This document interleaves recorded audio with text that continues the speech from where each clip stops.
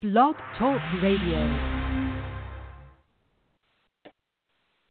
Mi chiamo Afurakani, Afuraitkaitnit, Medinde Ujirafo, Kwesi, Radneham Pata, Akan, Akwamumai Amaruka, Efitimu, Ujirafo, Ujiramai Mu.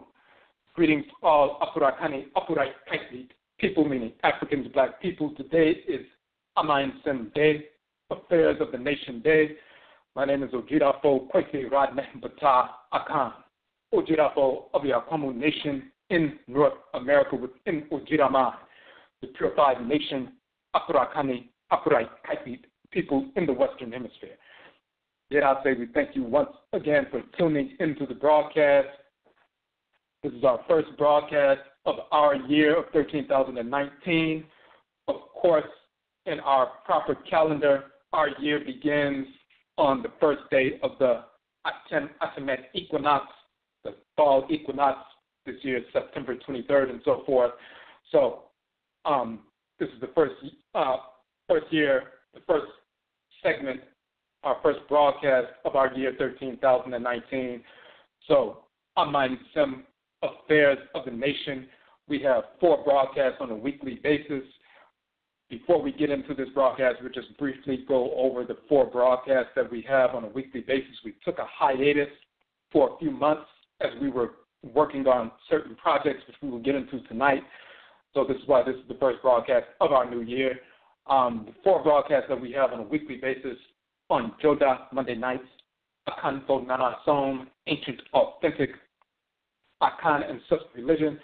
So we deal on that broadcast with Akan Ancestral Religion specifically, first and foremost because we are Akan, secondly because of the misinformation being propagated regarding Akan Ancestral Religion in the United States, but also by individuals in Afuraitkaitnit, Africa of Akan ancestry who have been infected with white pseudo-religion, white cultures such as Christianity, Islam, Judaism, Hinduism, Buddhism, and so forth, white culture in general, and therefore their presentation of Akan ancestral religion manifests that infection. So we deal with ancient, authentic Akan ancestral religion, which deals with our origins in ancient Kanat, which is a title of the Kan land, first land, foremost land, which is ancient Nubia. Our people established civilization in ancient Kanat, the Kan land. Some of our people migrated north to establish Kemet, so-called Egypt. 2,000 years ago, after the invasions of the whites and offspring, some of our people migrated from those regions to the western part of the continent of Afuraitkaitnit, Africa, reestablished the Kanat Empire in the western part of the continent. This is the Ghana Empire. Centuries later, some of our people migrated further south towards the savanna and forest belt regions to reestablish Akana civilization in those regions, the Akan empires and so forth.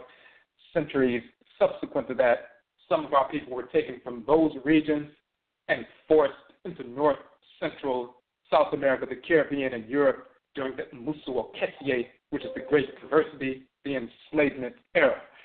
And this is how our people ended up in the Western Hemisphere.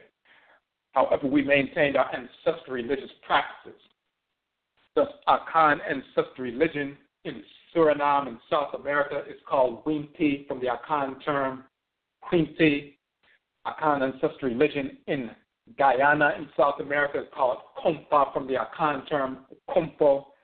Akan ancestral religion in Jamaica is called Obia from the Akan term Obai. Akan ancestral religion in North America in the United States is called Hoodoo from the Akan term Undu, meaning medicine for roots, trees, plant life. It also means to become heavy with the spirit through spirit possession, spirit communication. So we deal with ancient, authentic Akan ancestral religion on Joda Monday night. On Abinada Tuesday nights, we have Ojira, which means purification.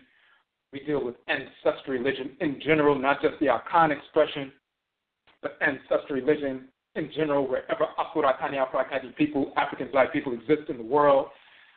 Our various expressions of ancestral religion, including in the Western Hemisphere, and how ancestral religious practice impacts every aspect of our lives. Afurakani, Afuraitkaitnit, or African ancestral religion in essence, is the ritual incorporation of divine law, the ritual restoration of divine balance. That means through ritual we incorporate those things, objects, deeds, and entities we need to incorporate in order to harmonize our thoughts, intentions, and actions with divine order. And through ritual we reject those things, objects, deeds, and entities we need to reject in order to restore balance to our thoughts, intentions, and actions, and thus realign ourselves with divine order.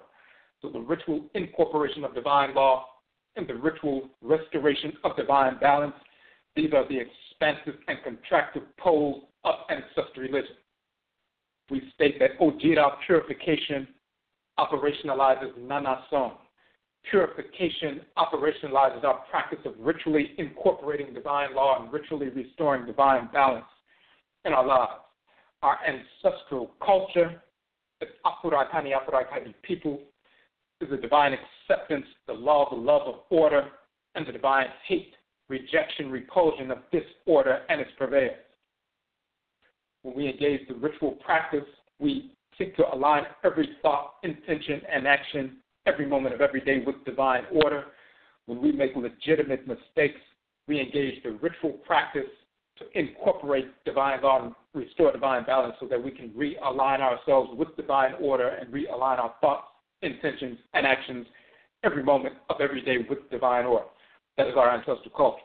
So this is our ancestral religion, impacts every aspect of our lives. That's the broadcast that we deal with on Ojira Benada Tuesday nights, dealing with the various expressions of ancestral religion, not just on the continent of Afuraitkaitnit, Africa, but how our people manifested and maintained our ancestral religious practices in our blood circles in the West, such as Hoodoo, the Akan ancestral religion in North America, Juju, which is Yoruba ancestral religion in North America, Voodoo, which is Thon ancestral religion in North America, Wanga, which is Ovambo ancestral religion in North America, Ngengang, which is Fang ancestral religion in North America, Grigri, which is Bambara ancestral religion in North America, and more.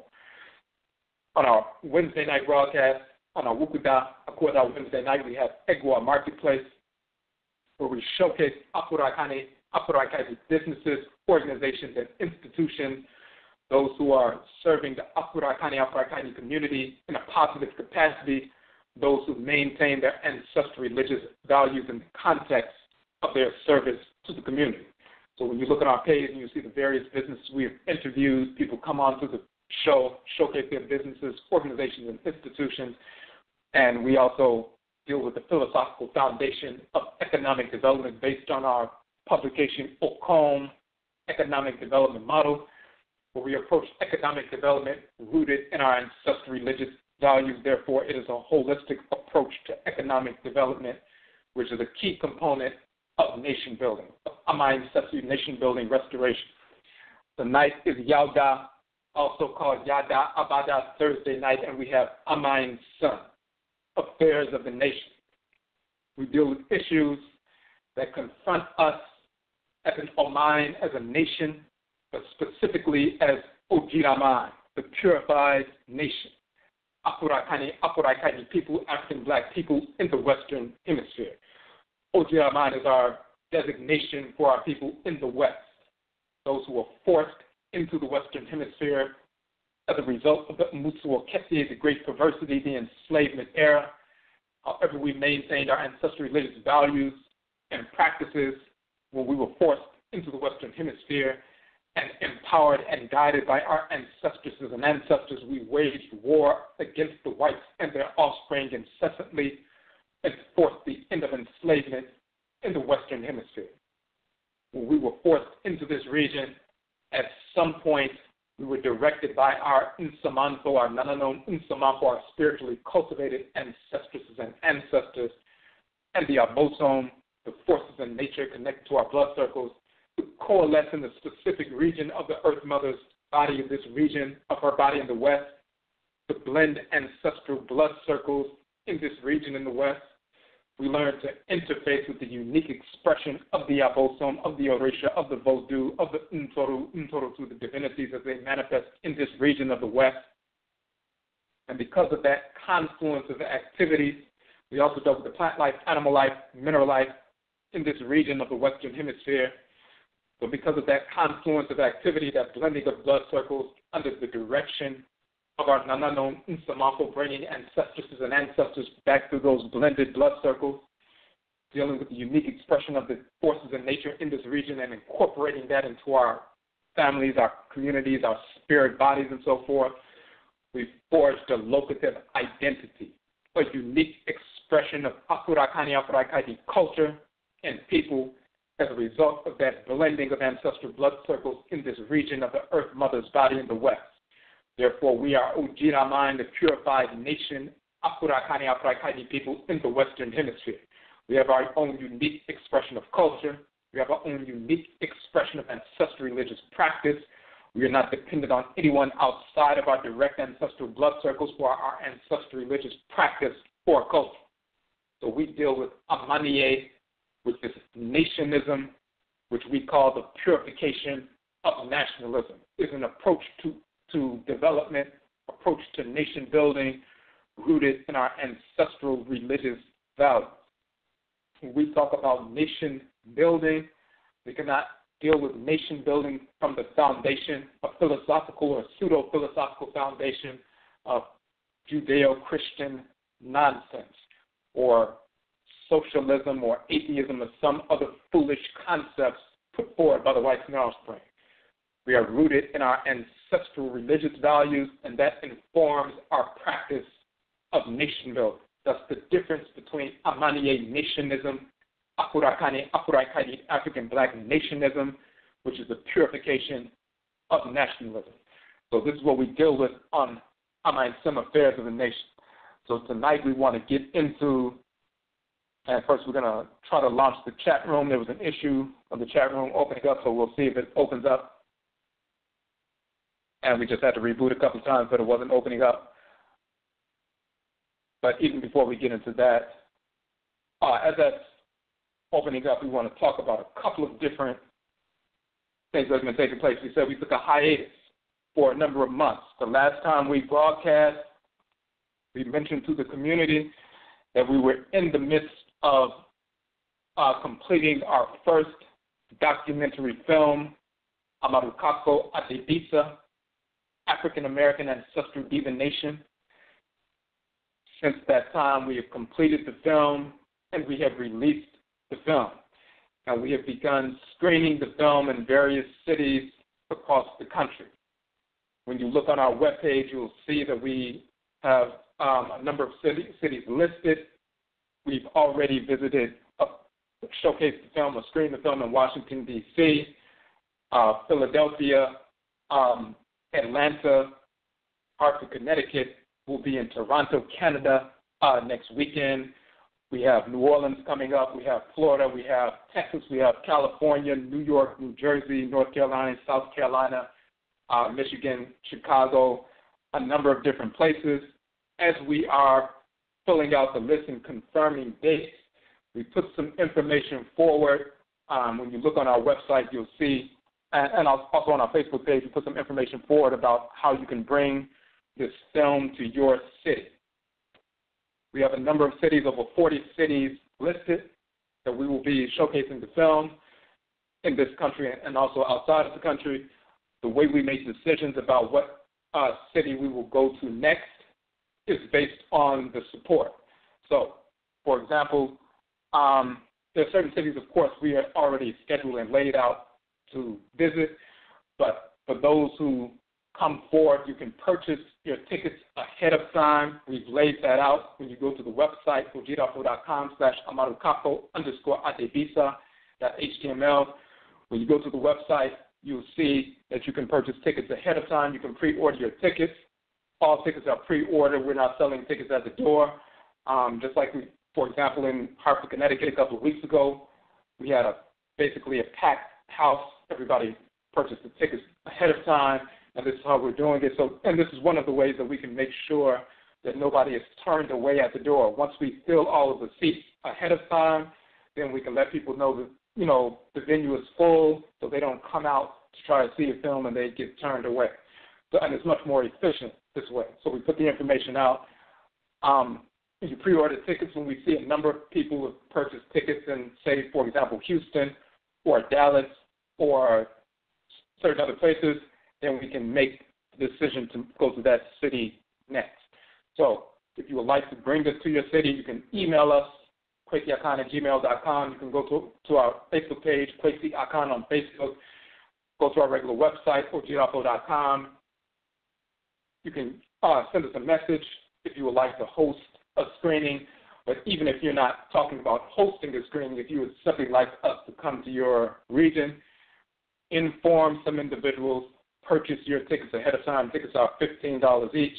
We do have discounts for multiple ticket orders. For example, 3 tickets instead of $45 is $40. 5 tickets instead of $75 or $15 each, it's $60 for 5 tickets. 10 tickets instead of $150, which would be $15 each. 10 tickets are $100, which drops the price to $10 each. So we have these discounts on tickets, so that way people can order tickets, multiple tickets. We see 10 or 15 or 20 people order some tickets in a specific city. We can make that decision to go to that city. That'll help us cover the cost of the venue. That's another reason for us to do pre-order tickets up front, because then we can cover the expense of renting out the venue for 4 hours, because the movie is 2 hours and 17 minutes, and then we have a question and answer session, panel discussion with myself and one or more of the other sisters who are in the film. So you can go to our website for that. The film itself, for those who are unaware, AMARUKAFO ADEBISA, African American Ancestral Divination. We're dealing with the specific forms of divination we've maintained in our blood circles here in the Western Hemisphere in the United States after the Musuo Ketie, the Great Perversity, the enslavement era. When we were forced here, as we said, we maintained our ancestral religious values. We were directed through our divination systems on the best means by which to wage war against the whites and their offspring, massacre them, and force the end of enslavement. We use our ancestral religious practices for healing, but also for killing our enemies, whether it's chemical and biological warfare through root work, poisoning food, poisoning the drinks and so forth in the so-called slave master's house, routing them and then freeing ourselves from the plantations and the rest of our people, or fashioning metal armaments and so forth and waging war in that fashion. Our ancestral religious practices of divination maintained in Hoodoo, the Akan ancestral religion, Juju, Yoruba ancestral religion, Voodoo, Fang ancestral religion, Wanga, Ovambo ancestral religion, which is part of the Gullah constellation, as well as Ngengang, which is Fang ancestral religion. These are the traditions that we showcase in the film. It is featuring Voodoo Queen Kalinda Laveau out of New Orleans, Wabet Sechat Tut Ankwajet, who is out of Florida. We also have Mama Mawusi Ashakir, who is out of Cincinnati, Ohio, and Rechit Kajara Niyaya Nebehet, who is out of Atlanta, as well as myself. All 5 of us are featured in the film, talking about our specific forms of divination from our different traditions. So you can see the trailer on the website. You can check that out, and then you can order your tickets. We also have the pre-ordered price for the DVD. The DVD will be coming out this winter, coming out soon and so forth. The pre-ordered price is $15, so you can order the DVD. Once it's released, the retail price will be slightly higher, but right now the pre-order price is $15. And again, we have the discounts. If you order 3 DVDs, it's a discounted price. If you order 5, 10, and so forth, people order DVDs for not only themselves, but also as gifts, birthday gifts. Also, if they have people they are working with, whether it's students or clients or wherever they are, in schools, at the workplace, and so forth. This is it's education. It's a way to educate people. If you're a teacher, if you're a social worker, therapist, different forms, different occupations that people have where they're in front of people, teaching people, or just sharing the information with people who typically don't confront this kind of information. So all of that information is on our site, on the AMARUKAFO ADEBISA page on our website. We have the event coming up in Toronto, Canada on December 8th. We still have some tickets left available some seats left available in that venue. It's only a week away, but we have a few seats left. So if you would like to attend, go to the website, order your tickets now. Once we reach the limit, then, we will have to close sales as far as the tickets. So if you want to attend in Toronto, Canada on September or December 8th, go to the website now and purchase your tickets there. If you have any questions, of course, simply email us. Now, part of this process of dealing with Amaniye nationalism, the purification of nationalism, when we're talking about divination directly impacting our nationism, when you learn from the forces in nature how you are to operate, first of all, we come into a region of the Earth Mother that we're unfamiliar with. That means there's plant life, animal life, mineral life that we're unfamiliar with. If we escape from plantations or even after enslavement is over, we migrate away and establish independent settlements. We have to establish methods of food production and preservation, learn how to cultivate these crops in this land. Not only new crops we've never confronted before, but even the ones that we were accustomed to, like rice and so forth. We still need to learn how to cultivate these crops in a region where we have weather patterns that we're not accustomed to. Winter was something we were not accustomed to. We had to learn how to live in harmony with the Earth Mother in the region that we found ourselves. We had to learn how to deal with the plant life and mineral life and animal life, inclusive of plant medicine and medicine from minerals and even medicine from animals and so forth. We had to learn how to harmonize with this region of the Earth Mother in all its aspects so that we can live and thrive and develop ourselves and defend ourselves and secure ourselves. Ancestral religion allowed us to do that. Divination allowed us to do that. Learning what plants are poisonous, what plants are okay for us to use, what animals we can work with, which ones are very dangerous, how to deal with them and so forth, what mineral life is good for medicine, for poison, to poison our enemies and so forth. Everything that we needed, we learned through that divinatory process, divinatory practice, and we passed that down intergenerationally, transcarnationally to our descendants.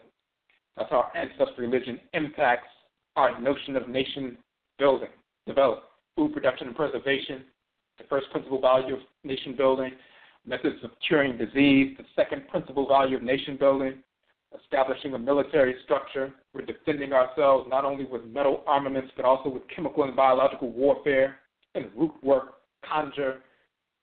It's the means by which we establish the precedent for chemical and biological warfare in the Western Hemisphere, establishing institutions, training institutions for agriculture, training institutions for military structure, training institutions for medicine, training institutions for engineering and so forth. We're establishing institutions as the fourth principal value of ancestral nation building that is also informed by divination, also informed by our ancestral religious practice.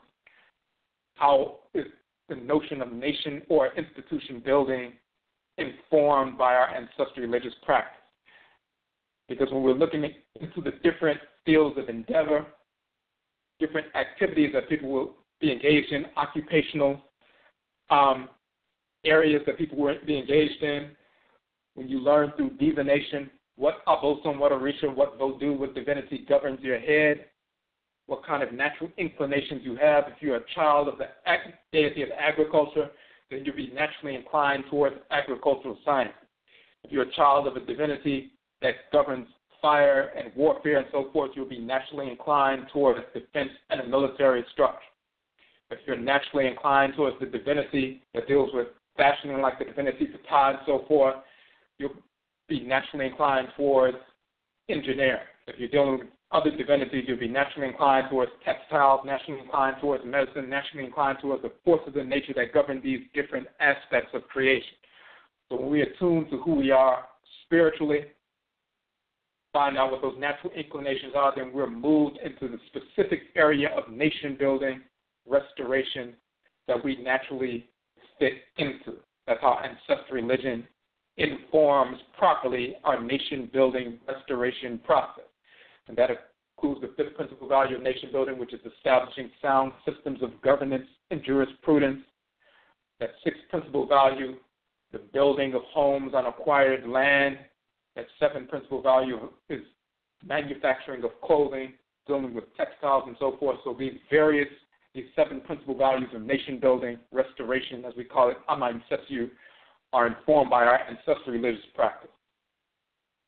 Ancestral divination is directly related to that. We lived that. We proved that. That is part of our ancestral heritage. This is the information that's not taught.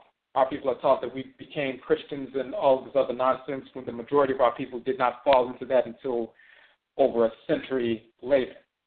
Beginning in the early 20s and into the early 1900s into the so-called 1900s, that's when our people started falling into Christianity heavily.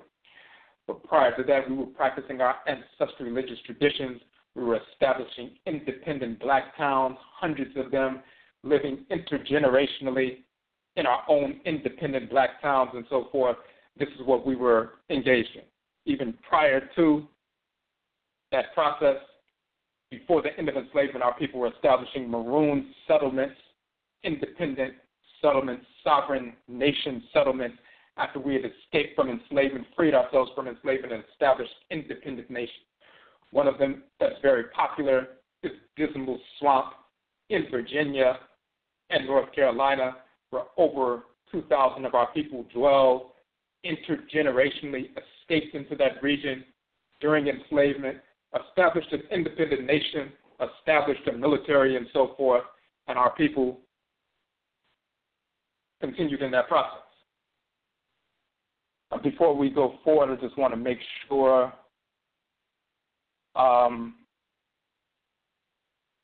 if there's an issue with hearing, we want to make sure, send us a message if there's any issue. And right now we're going to try to open up this chat room once again to see if it's working. It looks like it's opening up right now. Okay, so the chat room is open now. So if you'd like to interact in the chat room, you can go into the chat room now. And if there's an issue with being able to hear, or if you have any issues, let us know in the chat room.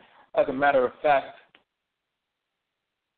if you're on the phone line, if you can hear clearly, if you can just hit the number 1 right quick so we can make sure that everyone can hear clearly. Anybody on the phone line, just hit the number 1 so we can see that your hand is raised. Okay. So we just want to make sure that was proper. But now the chat room is open so you can interact in the chat. Okay, so as part of that process, we talked about how Dismal Swamp is one of those independent maroon settlements. We also find in Florida amongst the Gullah people, which the White Snarl Spring misnomer, the Seminoles and so forth, the black Seminoles. The term Seminole is a corruption of Cimarron. Cimarron is where you get the term maroon from, so there's no such thing as a Seminole tribe. That doesn't even exist. That's just a corruption of a Spanish word, Cimarron. But the Gullah people, Gullah and Geechee people, who are established an independent nation in Florida, waging war against the United States Army, who were never able to drag our people back into enslavement. That was a large, independent, sovereign nation in the region of Florida. They waged the largest war against the United States Army in the trustory of the country. And we address that in the film as well. But then we have other settlements as well that are less known. One of the maroon settlements that are less known that we want to focus on is directly related to our Hapi-Merit retreat.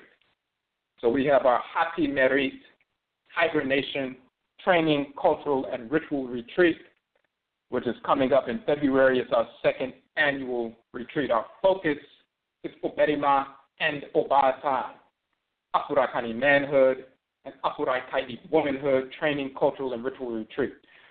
So when you look at our Hapi-Merit page, you see the deities, Hapi, the male divinity of the inundation of the Nile River, Merit, the female divinity of the inundation of the Nile River.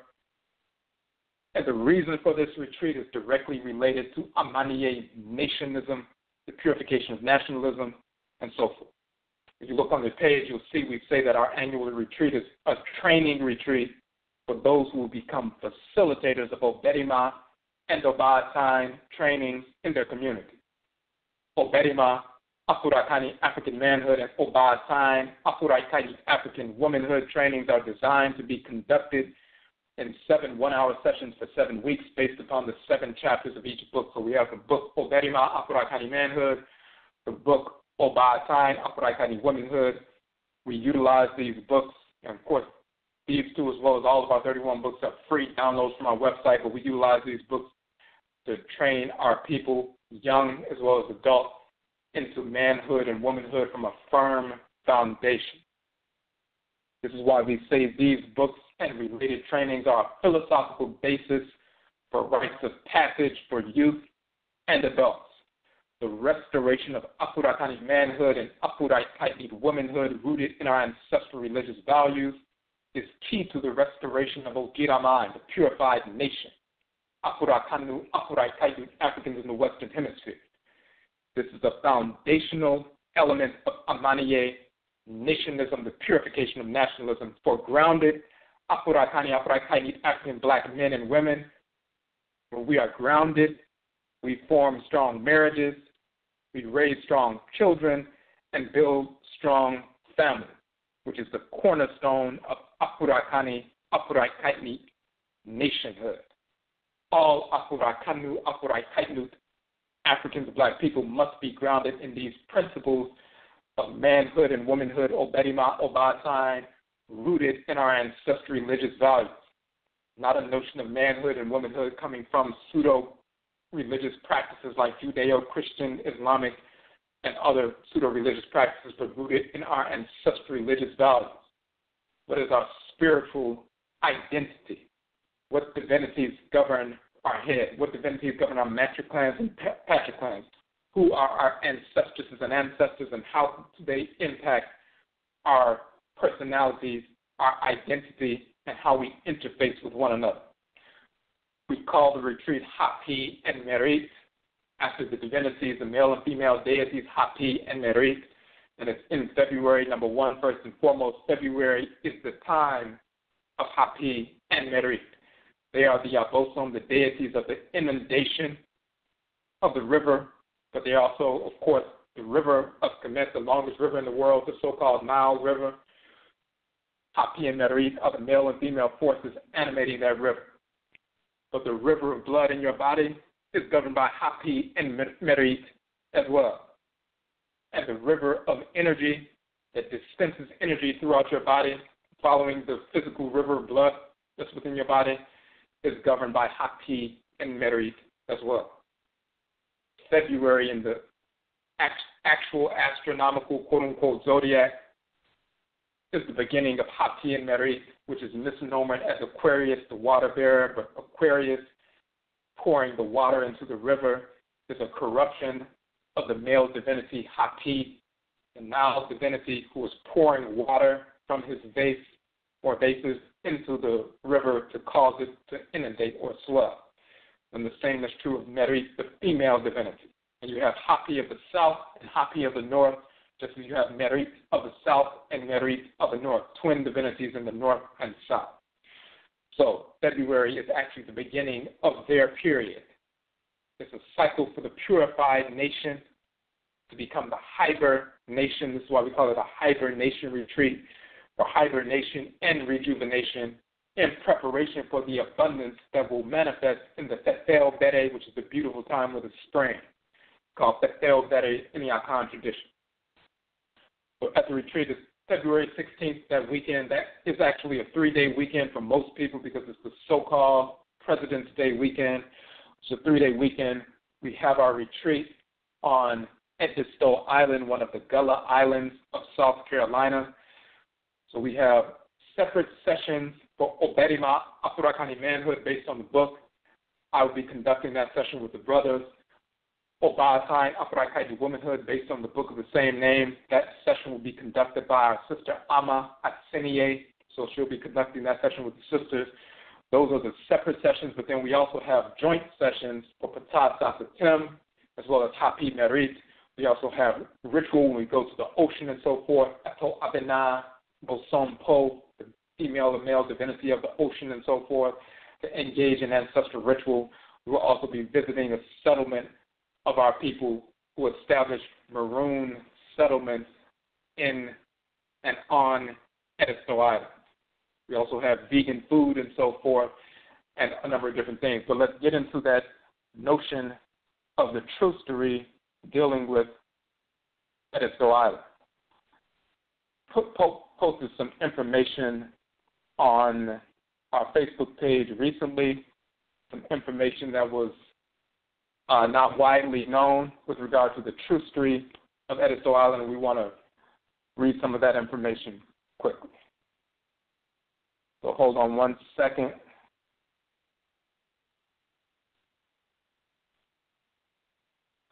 Just want to pull this information up. So we showed an image. This is one of the pieces that we showed, an image from Edisto Island and some trustory with regard to the maroon settlements on Edisto Island. One of the reasons we're drawn to that particular region to have this Hapi-Merit retreat around that time of the year to go into hibernation and rejuvenation so we can come forward and build our community, establishing our youth as well as adults in Oberima Afurakani manhood and Obatain Afuraitkaitnit womanhood from a firm foundation rooted in our ancestral religious values. So there's an image that we show from so-called 1862, and it says Edisto Island during the American Civil War was the location of a number of minor engagements, and for a time, a large colony of quote-unquote African-American Afurakani Afuraitkaitnit escaped former enslaved individuals during the American Civil War. Edisto Island was largely abandoned by planters also in November in so-called 1861, and in December, escaped enslaved Afuraitkaitnit people who escaped began setting up their own refugee camps there. 1862, armed African Americans from the island and Confederate forces clashed, and a Confederate raid in reprisal killed a small number of unarmed African Americans. So we established independent maroon settlements on Edisto Island. We established a military structure to the point where we had a battle with the Confederate forces.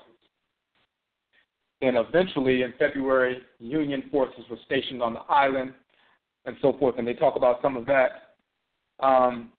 There's another piece that we want to pull up real quick with regard to that. Just give me a second. We have the link, but we need to pull it back up. If you have any questions or comments, you can post them in the chat room. You can also hit the number 1 on the phone line if you have any questions or comments.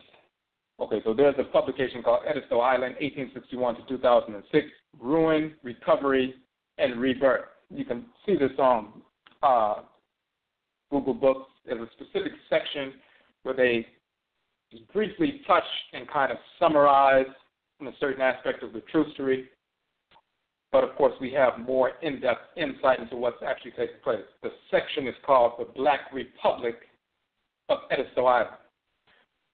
It says the African Americans left behind on Edisto and neighboring islands became, for all practical purposes, freed men and women as soon as their owners departed in November of 1861. But, of course, many of our people who had escaped from enslavement and established ourselves there, along with what they call a trickle of runaway slaves. In this book, they call them contrabands. And during that time on Edisto Island, just like people will call maroons in other places, the whites and offspring in that region called our people who escaped from enslavement and were free, they called them contrabands.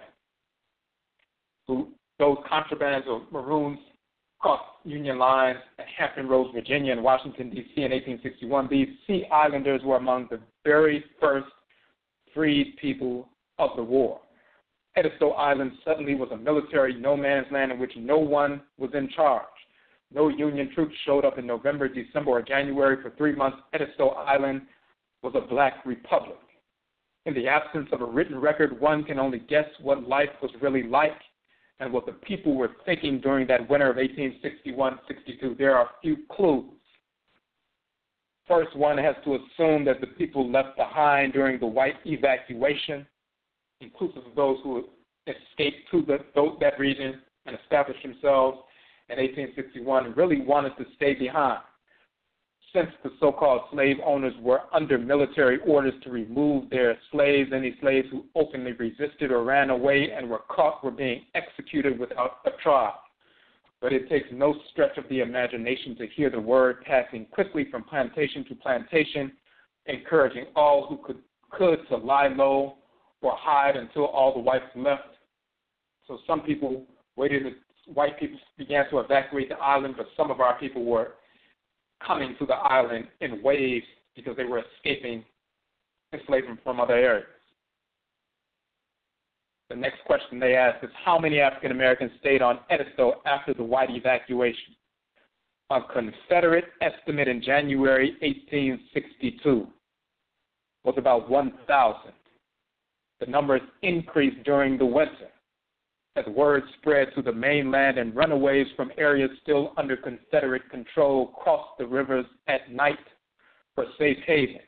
By April of 1862, the black population apparently had doubled and continued to grow. So over 2,000 of our people on Edisto Island, it was, for all intents and purposes, a free black republic at that time. During the Civil War, but they were free on that island, established themselves and so forth. An eyewitness account by Thomas Black proves that when the whites left Edisto, all the whites left. Thomas Black was a poor white man, a carpenter born in Maine, who owned no slaves but lived with his family on Edisto Island. After the war, he swore that by December 1861, he was the only white man left on the island, and he wanted to stay, but he remained there at the peril of his life. He was repeatedly threatened with violence by the quote-unquote Negroes and was at last forcibly ejected from the island by them. He was threatened to be hung and was at last taken on board of the federal gunboat Penguin as a prisoner and put in irons. It was not only unsafe, but impossible for any white to remain on the island and get off alive. This is a quote from that particular time. So we had established ourselves. There were over 2,000 of us who were living on that island. All the whites had left, and even those who wanted to stay were forced out and so forth. So we had our independent settlement. Next, the text says, taking Black's account at face value, despite his protest that he was pro-union, it is clear that African Americans did not trust him. They arrested him and nearly lynched him. In the uncertain military situation that first winter, one white man wandering around loose with information about their numbers, their leaders, and their hiding places was apparently one risk too many. So we didn't trust any of the whites in their offspring. He was almost lynched by our people until he was taken as a prisoner in irons on a Union boat and taken away. The African American people of Edisto Island probably lived fairly well that first winter. Most had kitchen gardens and small livestock, and they apparently found enough bulk provisions, corn and potatoes, left behind on some plantations to feed themselves amply during the winter. They were also accustomed to harvesting seafood in the creeks and rivers year-round. Firewood was available everywhere for the cutting. Some families may have moved out of their cramped, drafty plank cabins into the spacious, well-furnished, and comfortably heated houses abandoned by their former owners. All in all, the Black Republic of Edisto, though short-lived, pulled most of its people safely through the winter and into the springtime of federal occupation. So what we're dealing with in that section is we have Edisto Island being basically a Black republic for a number of months. We forced all of the remaining whites off of the island. We were living independently, self-sufficient, and so forth. And this lasted for a while, and then federal troops came, the Union troops came, and then that island became a battleground between the Union forces and the Civil War. In the neighboring area, the Combahee River, that Combahee River raid that happened in like 1862, 1863, that Combahee River raid was very important because it was led, the Union forces were led by Nana Abena Araminta, which is Harriet Tubman. That was the first time Union forces were led by a woman. Our great ancestress, Nana Abena Araminta Harriet Tubman, who was an Akan ancestress, by the way. She was Asante. Ashanti is Asante. She led that regiment because she knew the ins and outs of the area, and they freed over 700 enslaved Afuraitkaitnit people under her leadership. It was a military campaign, armed military campaign to free our people. So Edisto Island became a battleground during the Civil War.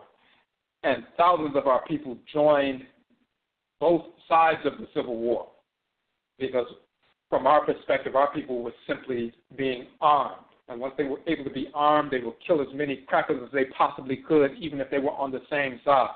They just wanted to get armed to slaughter as many whites as they possibly could. If they were part of the Confederate forces and fighting against the Union forces and saw black Union soldiers, they're not killing the Union soldiers. They would give them a pass and kill anything white moving. When our people joined by the thousands the so-called Civil War, that's the reason slavery ended, because we joined the Civil War. We were fighting for our own independence. Some of our people had already escaped from enslavement and established independent maroon settlements, sovereign nations, and so forth. Some of our people joined that Civil War peace because without that, it wouldn't have turned out the way it did. So we were fighting for our own independence, and we led that movement. After the Gullah Wars against the United States Army, which forced the Civil War to come into being, then our people joined that and forced the end of enslavement. There was consistent, incessant waging of war for centuries in this country by our people, guided by ancestral religious practices inclusive of divination. This is the reason that we're drawn to Edisto to have this Hapi-Merit, this HiberNation retreat, training, cultural, and ritual retreat. So not only will we have our training during that weekend, the joint trainings as well as the one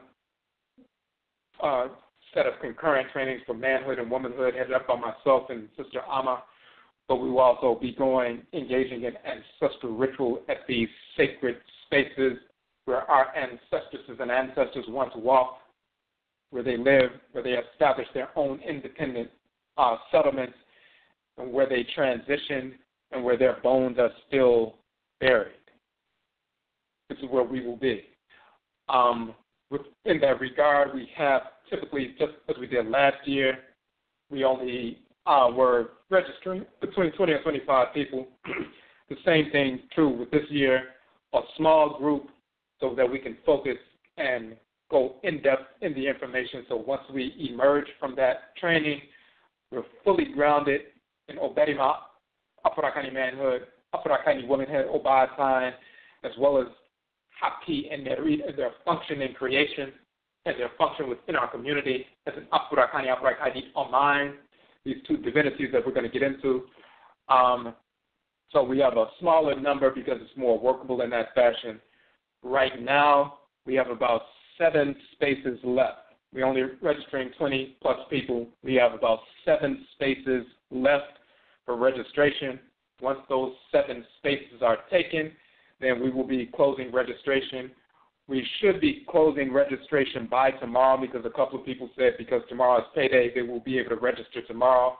So those 7 spaces tomorrow, Friday, December 30th. But it just depends. So if you would like to register for the retreat, we have 7 spaces left.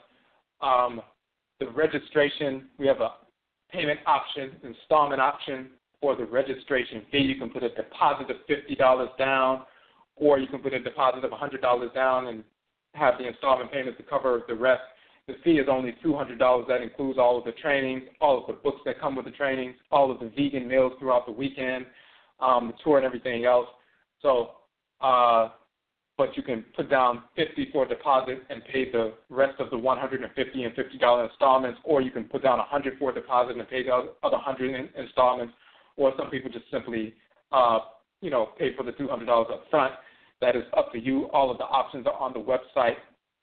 I'll put the link in the chat room so that people can see that, but it's ojirafo.com, Hapi-Merit. We'll put that in the chat room right now. And as we're doing that, if you have any questions or comments in the chat room and you'd like to, you can make those now. If you have any questions or comments on the phone line, simply hit the number 1 so that we can see that your hand is raised. So that we just place that in the chat room. And before we go to the phone line real quickly, with the notion of Hapi and Merit. Hapi is the male divinity, and there's a Hapi of the south and Hapi of the north. Twin divinities, male divinities of the inundation of the river. Merit is the female divinity, Merit of the south, and Merit of the north. Merit Shema is Merit of the south, Merit Met is Merit of the north, twin divinities of the inundation of the river. We've done some broadcasts dealing with these divinities, but it's not just the spiritual forces, expansive and contractive, that animate the river Nayar or Nile in Kemet. They govern the river of energy within our bodies. Physiologically, they govern the river of blood, rivers of blood within our bodies. The arteries are governed by Hapi. The veins are governed by Merit. And then the river of energy that matches and mirrors the physical rivers of blood within our bodies that distributes energy throughout our spirit body, just as the arteries and veins distribute blood and collect blood throughout our physical body. The same is with the rivers of energy within the spirit body. They govern the rivers of energy within the great divine body of the Supreme Being, Amenet and Amen, or Inyamewa, Inyameo, Mawu and Lisa, Olokun and Olorun, and so forth. But they govern the rivers of energy that's distributed throughout the great divine body of creation. Our bodies as Afurakani men and Afuraitkaitnit women only. Our bodies are a reflection, a microcosm of the macrocosm, so our physical bodies reflect that. We have rivers of blood that are distributing nutrients, but also energy, oxygen, and so forth throughout our physical body. We may have vital organs such as the brain, the heart, the lungs, the liver, and so forth, but none of those organs are functional if the rivers of blood are not functional. Every organ, every gland, every system is dependent upon Hapi and Merit working properly. None of your organs, glands, or systems can work properly if your arteries and veins are not constantly circulating blood throughout your system and carrying those nutrients throughout your system, and that oxygen, as well as purifying, the deoxygenated blood and so forth. If that's not happening, then the cells and the organs and glands are not being fed properly, and you suffer. The same is true with the river of energy moving throughout the spirit body. If there are blockages within the blood vessels, then you have high blood pressure, or you have various forms of disease. If there are blockages within the energy system, then you have manifestations of disease, mental instability, emotional instability, the lack of capacity to be receptive to the abosom, the forces of nature, receptive to the ancestors for proper guidance and development and rejuvenation energy-wise, so you're not able to execute your function in creation, and therefore you run into numerous obstacles because the decisions you're making are not harmonious. You're not able to generate the kind of power, energy you need to overcome these obstacles. So if there's a blockage in the arteries and veins, there's disease that manifests in the physical body. If there are blockages in the energy system, the river of energy and veins within the spirit body, then there's a breakdown spiritually, and there's spiritual discordance, and it manifests individually, but also manifests in your relationships, manifests in our community. We can see that there are various blockages, emotional, mental, intellectual, behavioral, within our community. These various blockages can only be taken care of when we deal with the forces of nature that govern us, but Hapi-Merit are central. The same is true with the communal body of Afurakani, Afuraitkaitnit people. We're connected just like the various cells in the body are connected. Just like organs have cells, which are children of the organs, they're all part of that organal structure that is community, that is a nation for those cells. The liver cells belong to the river nation. If there are blockages in the blood flow, then those cells are going to suffer, and that organ or that nation, that entity is going to suffer. We recognize a nation in Oman as a living, breathing entity, just like an organ is a living, breathing entity. When the cells are functioning harmoniously, the organ is operating harmoniously. When the cells are suffering, then the organ is depleted as well. So when you don't have the proper flow of blood to the organs and glands and so forth, then the organ and glands suffer. The whole body suffers because the organ and glands are suffering, and the cells, of course, suffer as well. The same is true of the energetic body of the community. If there's a disruption or blockage in the flow of energy circulating through our community, the divine living energy of Ra and Ra, Creator and Creatress, that circulates through our bodies, through plant life, animal life, mineral life, and Afurakani, Afuraitkaitnit, human life, there are blockages within that divine living energy that we're not able to connect properly, energetically with the forces in nature. We're not able to be informed and operate based on wisdom. We're not able to connect consciously with the forces in nature that govern all aspects of creation, so then we're not able to have insight into how the different aspects of creation are offered. If you have insight into the ocean, rivers, earth mother, plant life, animal life, mineral life, because you simply can attune to the forces in creation that animate them just instinctively, just like animals do. We're in our natural state. We can instinctively align ourselves, our thoughts, intentions, and actions with nature, but we also can gain insight into nature. So therefore, when we engage in the ritual practice, we can link our energetic body with the energetic body of plant life or mineral life. Then we can learn of its properties, and we can learn how to extract that plant life for specific medicines and learn how to prepare them for specific disease states.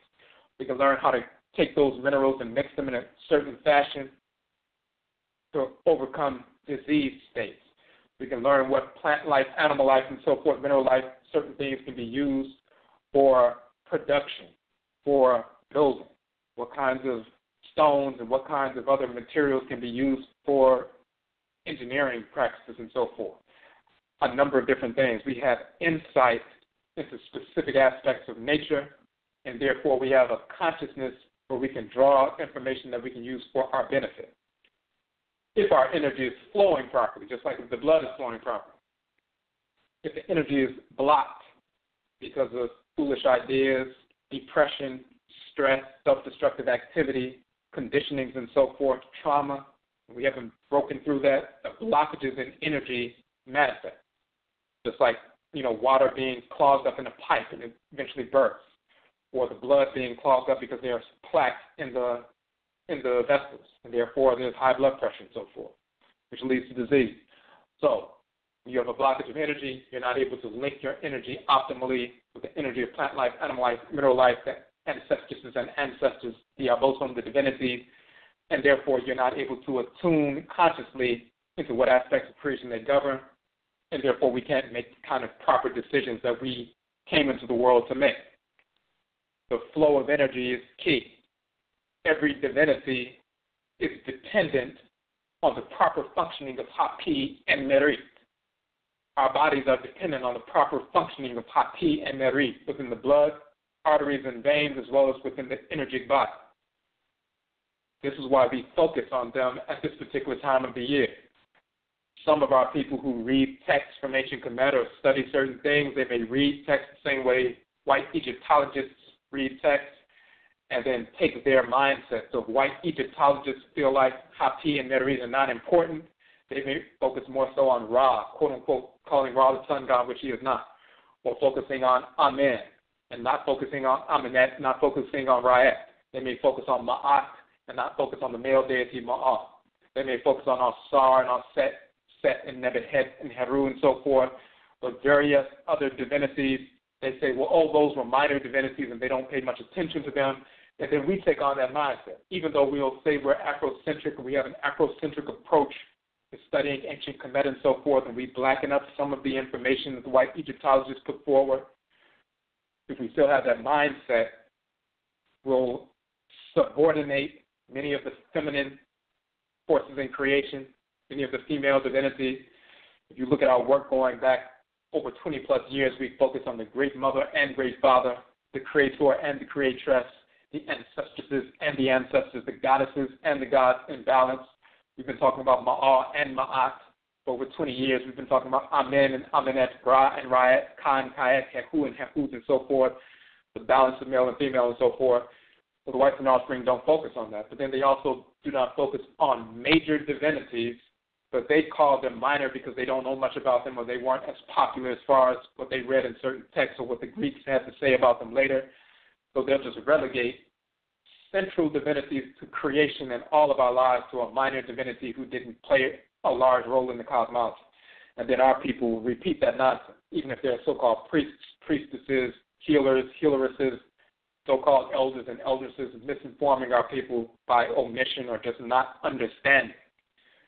Even if we're involved in ancestral religious practices manifest in, through people being connected to Nigeria or Ghana or Senegal or South Afuraitkaitnit or the Gambia or wherever we're, Mali and so forth, we're imitating contemporary expressions of the culture by those who are practicing the culture now.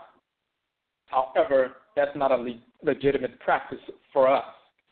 When we left Afuraitkaitnit, when we left Africa hundreds of years ago, the manner in which we were practicing ancestral religion at that time, 300 years ago, was fossilized in our bones and blood. And it is that culture that we pass down intergenerationally and transcarnationally to our descendants. This is the culture we receive. The way Akan ancestral religion was practiced in the so-called 1700s when many of us were forced over here, that was time-stamped within us, fossilized within us. It is that pristine expression of the culture that we pass down here. Whatever happened on the continent since we left those regions, which are now Ghana and Nigeria and Togo and Benin and Senegal and Gambia and Cameroon and so forth, whatever happened over the past few hundred years since we have been gone, we had nothing to do with that.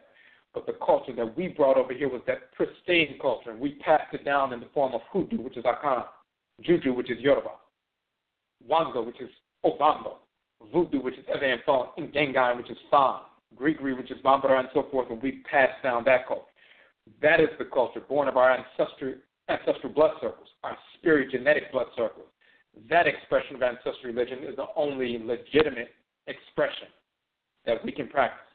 We can interact with other individuals on the continent and outside of our blood circles, but the ancestral religious practice that is born of our blood circles and also how it was refined as we interface with this region of the Earth Mother, interface with her, both Earth Mother divinities in this region of their body, the way we interface with the divinities, the Abosom, the Orisha, the Voodoo in this region of the Earth Mother, the plant life, animal life, and mineral life, we have to incorporate all of that into our system, into our physical bodies as we consume the plant life, animal life, and mineral life from this region, which transforms our cells.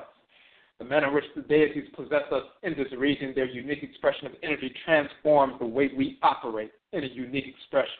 So we have our own expression, and that is key. That is inclusive of the divinities Hapi-Merit and how they manifest in the various cultures, whether it's Yoruba, Akan, Congo, whatever it is. They manifest within their own names in every culture.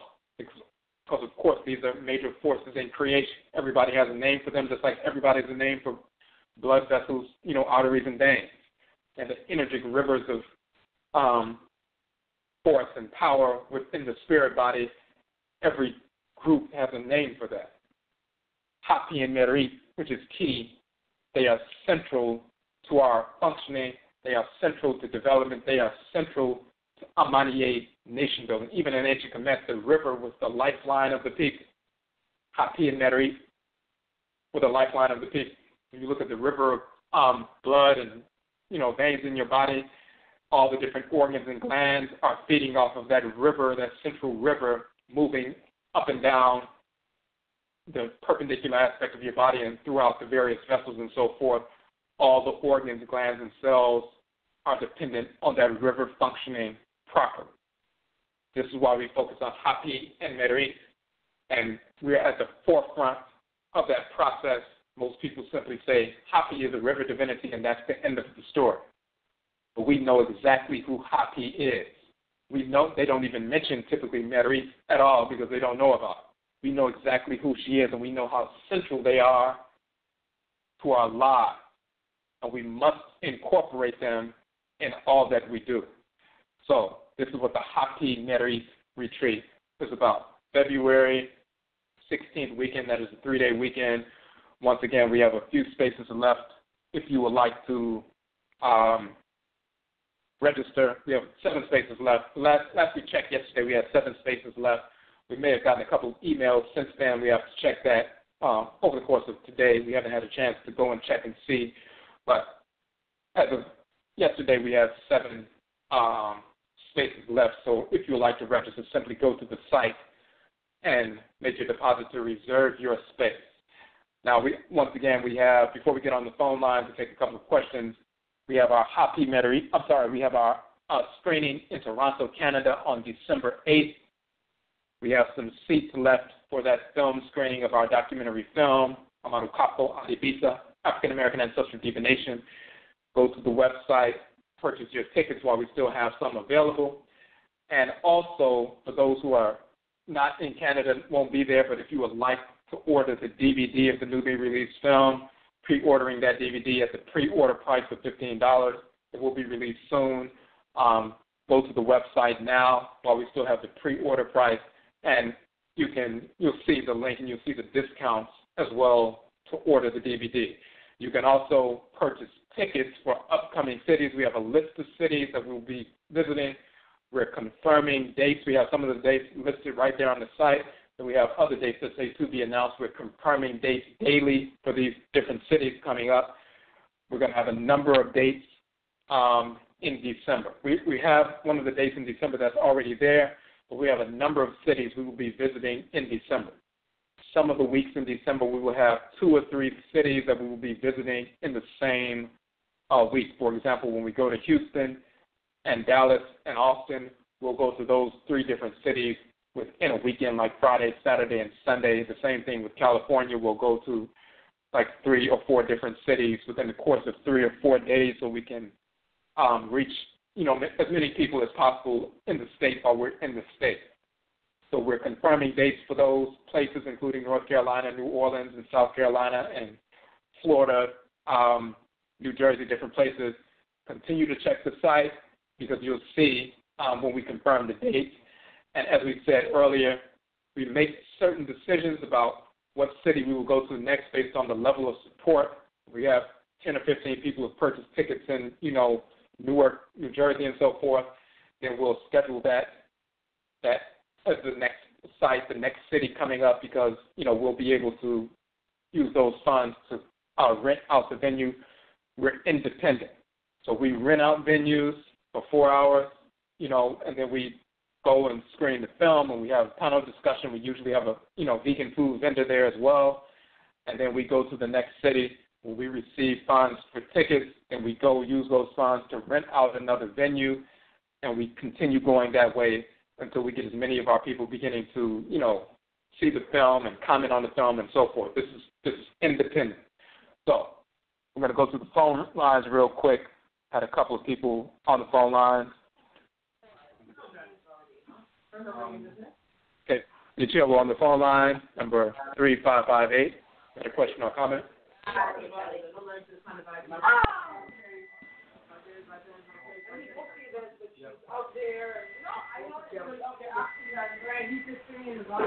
Can you hear me on 3558? No, give me something. Okay. Thank you. Remember, don't eat it. Put it out. Okay, we're going to try that again. We have one more call on the phone line. Number 0208 on the phone line. You had a question or comment?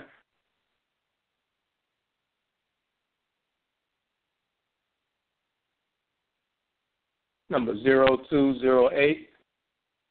I'm not sure. Maybe it might have been an issue with the phone line. I'm not 100% sure. But if it was, we just had two callers. So if you have any, for those who are on the phone line, if you couldn't get through, just simply send us an email about the question that you had, the question or comment that you had, and, of course, we can address that. We are Kwesi Akan on Facebook, as well as Ojirafo Akan on Facebook. You can also always reach us there. We also have, our regular website, of course, ojirafo.com.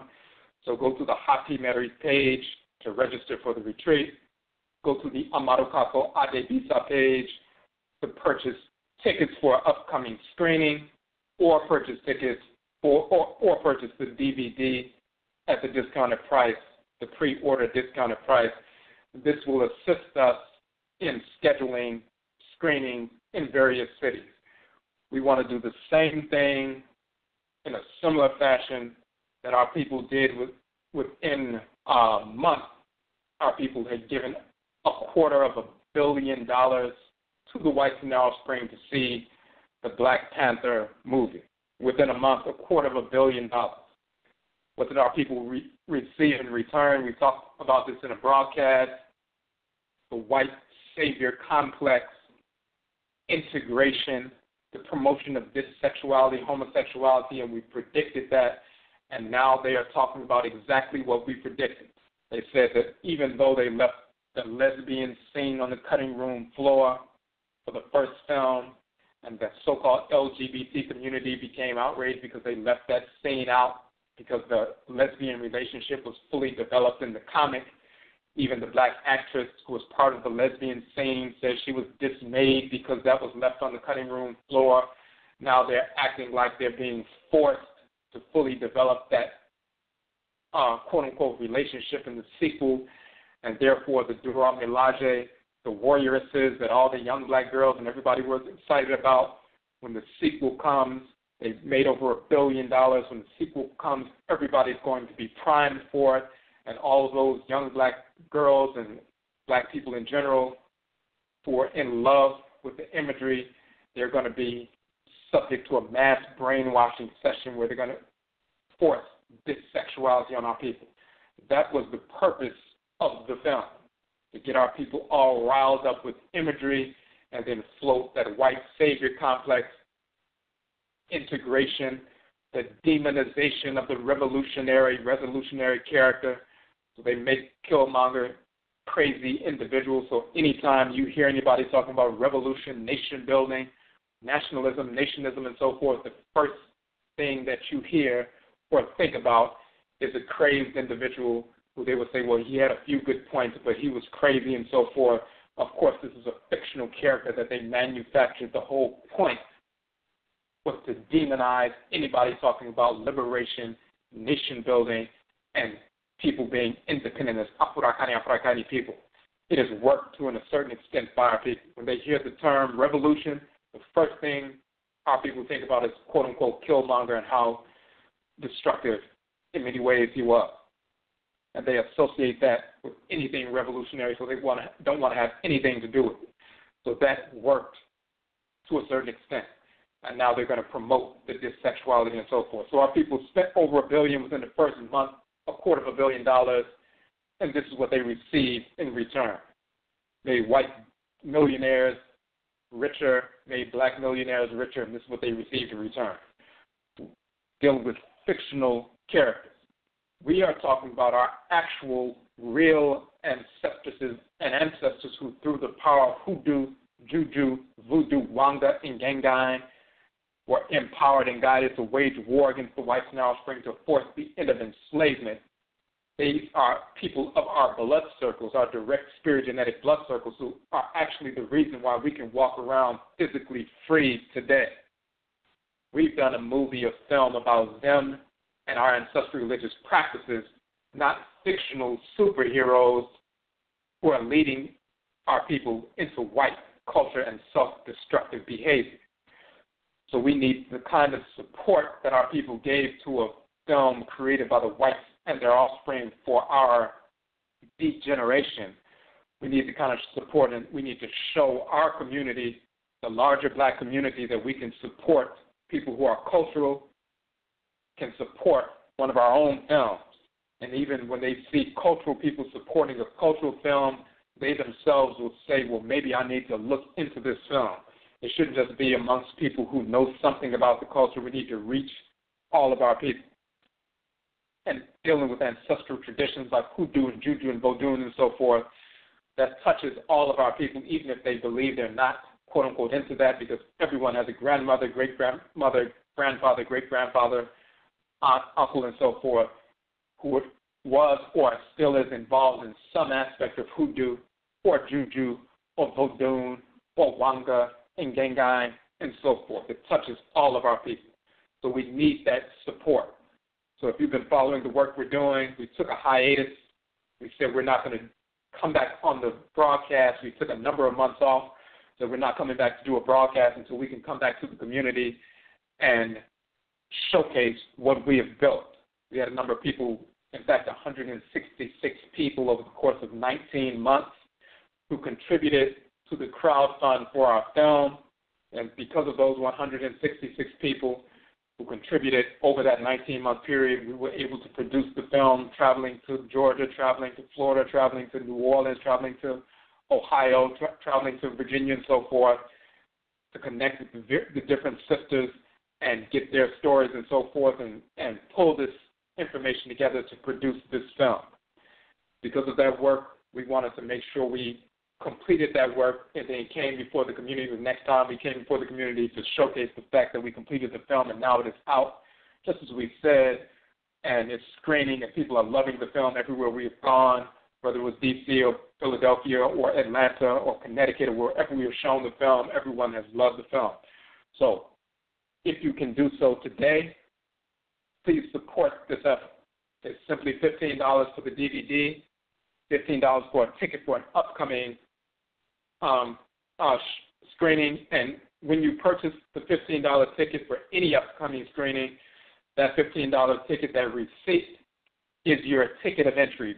When you have the receipt, whether you print it out or you show it on your phone, you can use that receipt to go to any film screening in any city that you desire. So if you purchase the $15 ticket now, and we didn't have a date yet for North Carolina, but then we put the date for North Carolina in a couple of weeks, you can use it for North Carolina. Or if you decided, you know what, I'm not going to go to the one in North Carolina, I'm going to go to the one in Virginia, you can use that receipt for any screening you desire. If you decided you want to fly out to California because you were going to visit there anyway, you can use that receipt for a screening in California. As soon as you make the purchase, that receipt is good for any screening anywhere around the country. So that is a way that, those pre-ordered tickets, it allows us, as we said previously, to go to a venue, purchase the space, and, set up the travel arrangements and go out and showcase this film to our people, children as well as adults. The children love the film just like the adults do. So those are the two things we wanted to get into. Adebisa, Ancestral Divination, the film, also Hapi-Merit, our retreat. And we did numerous broadcasts on the nature of the deities, Hapi and Merit, and their ramifications and so forth. So you can listen to those broadcasts. You can see the Hapi-Merit page. You can see the trailer for the retreat as well as the trailer for the film. And we also have one other piece that we mentioned earlier on the website. For those who are familiar, we relaunched our Black Swan Life movement. When you look on our page for Black Swan Life, it's dealing with, and in fact, I'll read it to you directly from our website so you can get the full import of it without a paraphrase. You'll see the imagery. These are T-shirts for the Afuraitkaitnit woman, as well as young women, and so forth. There's a quote in which you see is a black swan, and you also see AmanSem, the great ancestress, and you see some Medusa, some hieroglyphic writing on a body of water, and it says black swan life, and in fact that's what the Medusas spell out. The quote, which is on the back of the shirt, says there is an intrinsic elegance manifest in the Afuraitkaitnit African black woman with a slender physique that others do not have. One would not suggest that a swan needs to have quote-unquote neck implants to be beautiful. They are intrinsically beautiful by virtue of the fact that they manifest a slender, elegant form. The intrinsic elegance of the black swan has no comparison. The measure of her value is inherent in her nature. This is what's on the back of the shirt, the quote that was born of a conversation we were having with a sister. You see many of our people spending money, risking their lives to get implants, embracing a foolish Eurocentric notion of beauty, believing that their natural Afuraitkaitnit form, female form, is not good enough, so they're getting implants, chest implants, butt injections, risking their lives. Are people even dying because of this nonsense? We need to represent the divinity of our identity. So we have the black swan. Of course, you see a black swan. It's elegant. It's beautiful. Our Afuraitkaitnit women are black swan. They don't need artificial enhancements and so forth. They can operate according to who they are. We show AmanSem, the jet black queen mother, Timat, sort of wife of the god, Amen, high priestess and so forth, great ancestress who was worshipped in Kemet for hundreds of years through ancestral worship and is still today evoked still today richly for those who are aware. Her sacred image is there, connected adjacent to the black swan itself. We have the Sankofa symbol over the sacred body of water, Afuraitkaitnit, the great mother of the oceans and so forth, that same ocean that we were forced to cross, but that same ocean that has sustained us, and then the Medusa, the hieroglyphs that spell out that piece. We are raising funds to print out the first 200 shirts. This is a movement, Black Swan Life, representing the divinity of our identity, seeing that image and seeing Afuraitkaitnit women wearing that symbol and learning about the philosophical foundation of the intrinsic beauty of the Afuraitkaitnit woman transforms the mindsets of our women, but also our girls. We no longer seek to engage in self-destructive practices to alter our looks, whether it's injections or things with, makeup and lip injections and all these different things that totally distort our features to try to make us look more appealing to a Eurocentric mindset, even if that Eurocentric mindset is operating within the minds of our own males in our community. When our people take hold of who they are, embrace their intrinsic beauty, and as we've talked about, beauty, nefert, is not a quality. Nefert, or beauty, is a deity. Nefert is a title of Het-Heru, the divinity of beauty, and so forth. So, this is what the movement is about, and when people begin to see our sisters walking around in the Black Swan-like T-shirts, a picture is worth 1,000 words. When you see those images, you can't unsee an image. So when you see the sacred image of AmanSem, the great black ancestress, and you see the black swan, you see the Sankofa symbol, you see the body of Afuraitkaitnit, the great mother of the ocean and so forth, the divinity of the ocean, and the sacred Medusa, the hieroglyphs and so forth, you can't unsee that. Our people fall asleep, they dream about these images, they impact them. And when those images are implanted in the consciousness, it's a gateway and opening for the Nsamafo, the ancestresses and ancestors, to begin to impact the mind of that individual because it cracks open their mind. It breaks through that coma that they were dwelling in and floating in and snaps them out of it, gives a window of opportunity for our ancestresses and ancestors, the Nananom Nsamafo, to get to the mind of our people and transform them. and we stop being self-destructive, we begin to be productive. We don't engage in self-hate. We manifest what is natural, the law or love of order. So when you see that, you'll see the webpage, you see the Black Swan Life movement. We did a fundraiser, crowdfund. We started it on November 6th because that was the anniversary of the movement. We just got an email today. We didn't even realize it, but we got an email today from the crowdfund site. And the email said you have 7 days before your crowdfund is over. We only did it for 30 days because we wanted to raise enough funds in 30 days to print out 200 T-shirts. And if we could print out 200 T-shirts and distribute them, then people would see them and they would begin to just purchase this, the shirts regular. So we got an email today saying your 30 days is almost up. We only have 7 days left. And we've been so focused on the film and, the screenings and going out of town and doing these screenings that we hadn't put as much focus on the Black Swan Life movement. So what it is you go to the crowdfund page, you can purchase a contribution for 1 T-shirt or 2 T-shirts or 3 T-shirts. It's up to you, whatever you want. The T-shirt is like $25 or whatever. You make that contribution. Once we print out the shirts, of course, we will ship you your shirts, but that will assist us in printing out the first 200. We're working with a black printer. You have to have a certain number of shirts ordered first before they do a print run. They don't just print 1 or 2 shirts. We want to use a black printer, but we have to print a certain number before we can, in bulks, before we can go to the printer and place an order. So we wanted to purchase the first, raise the funds for the first 200 shirts, distribute those, and then they would just be on our website for sale regular, and eventually we'll have tank tops, we'll have, sweatshirts and everything else for children as well as adults. But this is part of that movement to transform the minds of our people. When we transform the minds of our people, that leads to and ties into AMANSEM, the purification of nationalism.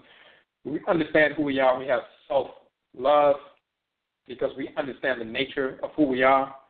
We understand our descent. We understand our ancestry. We understand the abosom of our matriclans and patriclans, what our energetic configuration is, what we're naturally inclined towards. While we're children of a watery divinity, we have natural inclinations. If we're children of a fiery divinity, we have natural inclinations and a certain temperament. We know why we have a certain kind of phenotype. We know why we have a certain kind of personality, and it's born of the divinities that govern us. When you understand that people manifest certain characteristics because of the deities, the goddess or the god that governs them, there's no such thing as self-hate. You understand that you're divinely fashioned. You have a deity dwelling in the head region, the Ka, a divinity that guides you. So there's no self-hate in that. You're a central part of creation within the great divine body of the Supreme Being as an Afuraitkaitnit person. Black Swan Life as a movement grounds us in that reality. When you understand that divinity of our identity, you can't seek to harm one another. Sisters won't seek to harm other sisters. Brothers won't seek to harm sisters or anybody in the community because we're developing that self-awareness, and self-love is an automatic manifestation of true self-awareness. So please go to the site. We only have 7 days left for this crowdfunding campaign. Over the past 30 days, we started on November 6th, but again, as we said, we weren't as focused on that. So we want to get up so we can get those first 200 shirts printed out. A number of people ordering 2 or 3 shirts and so forth. That'll get us to that number so we can get those first shirts out so our people can begin to walk around and showcase this imagery. And when you see the imagery and you look at the video and the trailer and so forth, you will understand. When you see the trailer on the website, when you see the movement of the black swan swimming in the waters and so forth, and you see the imagery, and then you study on the website, and we did a broadcast where we detailed every image. We talked about the trustory of Nefertari, the great Queen Mother and so forth, and High Priestess Ngengang. We talked about the Sankofa Adekra symbol. We talked about Efo Abena. We talked about the black swan and so forth. We talked about the Medutu, the hieroglyphs that are on the shirt and what they actually mean. So we did a broadcast detailing that. People will not only wear the shirt, but they will also be able to share that broadcast with anybody who ask them about the shirt, including their children. They can learn about their trustory, their culture, and so forth. So please go to that site. We have a few days left. Make a contribution for one or more shirts, and we look forward to shipping those out to you, and we can launch this movement the way it needs to be launched. So we're going to end the broadcast here. Yerase, we thank you for tuning into our first broadcast of our year 13,019. If you have any questions or comments, simply email us, connect with us on Facebook, Akan, or our regular website, ojirafo.com, and so forth. And again, Yerase, we thank you for tuning into the broadcast. And Yebeshabio, we will meet again. That's up.